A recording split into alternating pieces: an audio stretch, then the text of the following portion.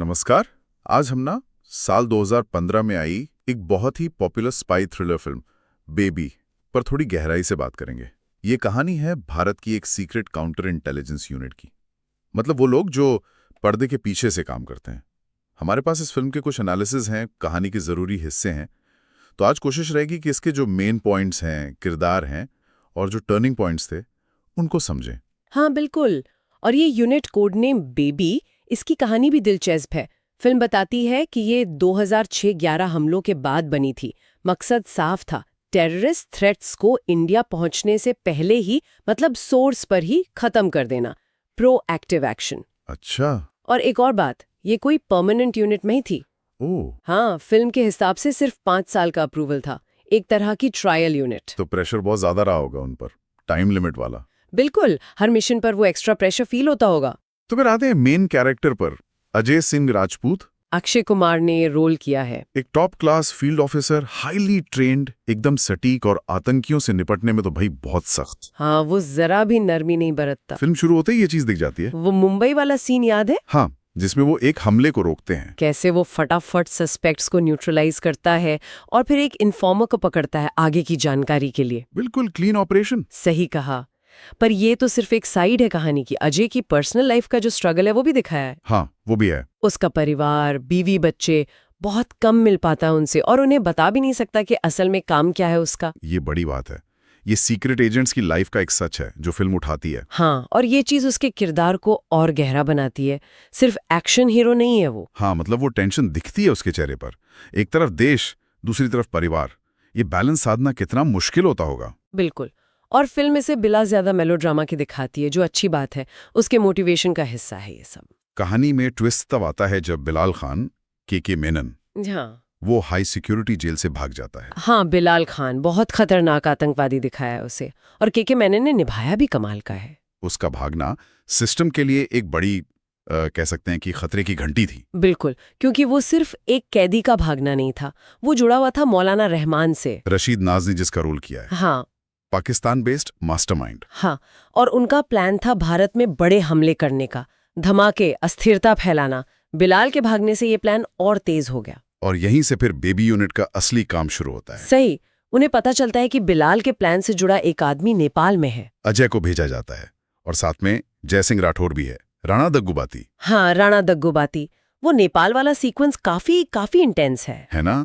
वो गलियों में पीछा करना। बिल्कुल। फिर संदिग्ध को पकड़ना, उससे इंफॉर्मेशन निकालना, ये दिखाता है कि ग्राउंड पर इंटेलिजेंस कैसे काम करती है मुश्किल हालात में। गैजेट से ज्यादा हिम्मत और दिमाग का खेल। हाँ, और अजय और जय की टीम अच्छी लगती है साथ में।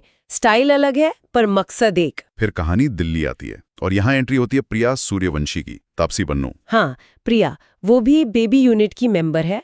उसे एक सस्पेक्ट पर नजर रखने का काम मिलता है, वसीम खान। और फिर वो होटल वाला सीन। ओहो, वो तो कमाल है। फिल्म के बेस्ट एक्शन सीन्स में से एक मानती हूँ मैं उससे। बिल्कुल।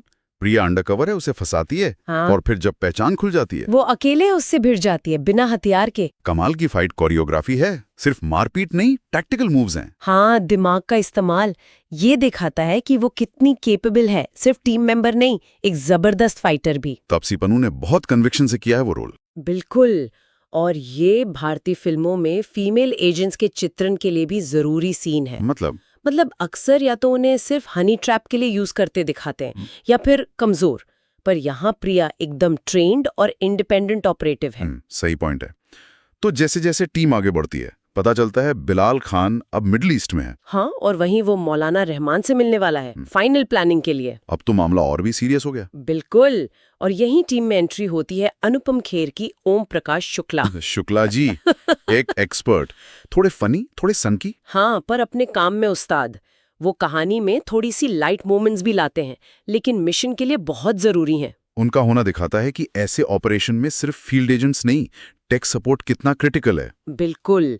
और अब टीम का प्लान सिर्फ इन्फॉर्मेशन निकालना नहीं है। हाँ, अब प्लान बहुत बड़ा है, बहुत ही ज्यादा रिस्की। वो फैसला करते हैं कि बिलाल और मौलाना दोनों को पकड़कर जिंदा भारत लाएंगे, वो भी विदेश से। ये तो बहुत ही डेयरिंग प्लान है, इंटरनेशनल लेवल पर पंगे लेने जैसा। हाँ, बहुत साहसी और खतरनाक। ये यूनिट की कमिटमेंट दिखाता है। और फिर आता है क्लाइमैक्स, दुबई में। या कहें कि एक मिडल ईस्टर्न लोकेशन पर। हाँ, वो ऑपरेशन।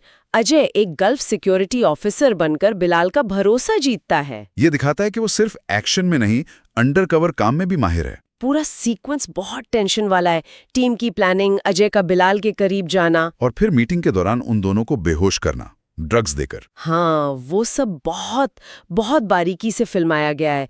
नीरज पांडे ने सस्पेंस खूब बनाया है। मुझे वो सीन याद है जब शुक्ला जी, मतलब अनुपम खेर, टेक से दरवाजे खोलते हैं। हाँ, वो टेक और फील्ड वर्क का अच्छा कॉम्बिनेशन था। और फिर एयरपोर्ट वाला सीन, बाप रे। हाँ, जब वो बेहोश बिलाल और मौलाना को लेके निकल रहे होते, सिक्योरिटी चेक पर तो लगा बस गए काम से। धड़कनें तेज हो गई थी उस वक्त तो। बिल्कुल, फिल्म का शायद सबसे टेंस्ड मोमेंट था वो। लेकिन टीम की तेज सोच, उनकी हिम्मत और शायद थोड़ी किस्मत भी। हाँ, किसी तरह वो उन्हें प्राइवेट जेट तक पहुंचा देते हैं। वो सीक्वेंस पकड़ कर रखता है दर्शक को। ये उनकी ट्रेनिंग और प्रेशर में काम करने की काबिलियत दिखाता है।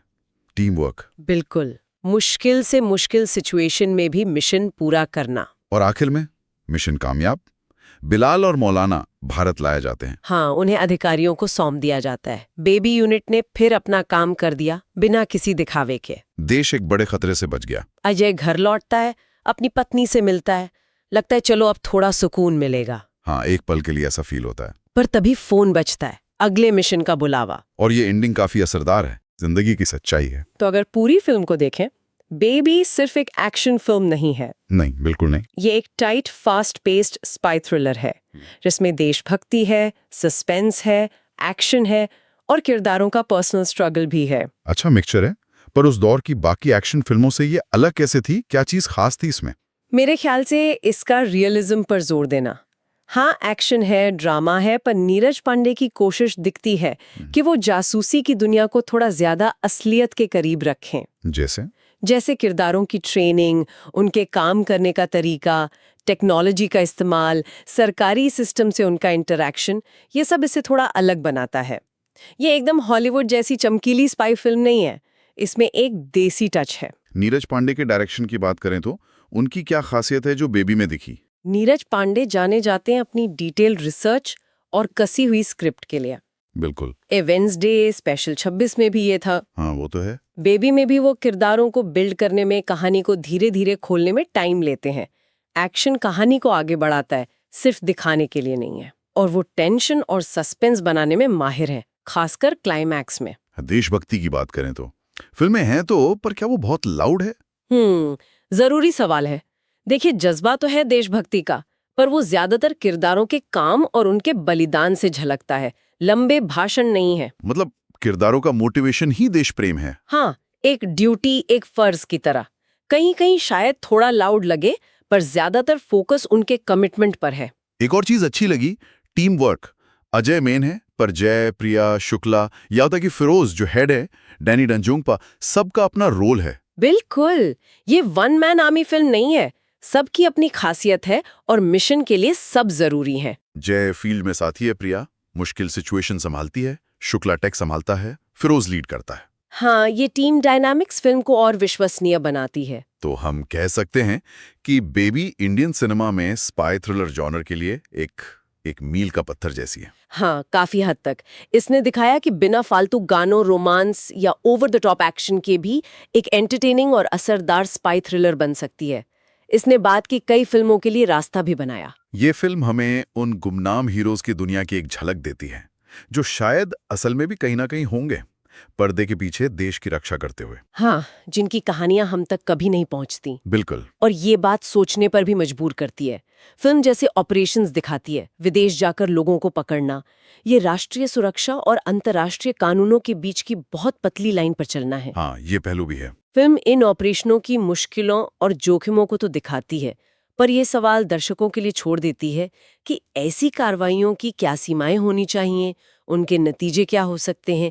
ये उन मुश्किल फैसलों को दिखाता है जो शायद रियल वर्ल्ड में सुरक्षा एजेंसियां लेती होंगी। बिल्कुल, ये अब एक ऐसा पॉइंट है जिस पर दर्शक फिल्म के बाद भी सोच सकते हैं।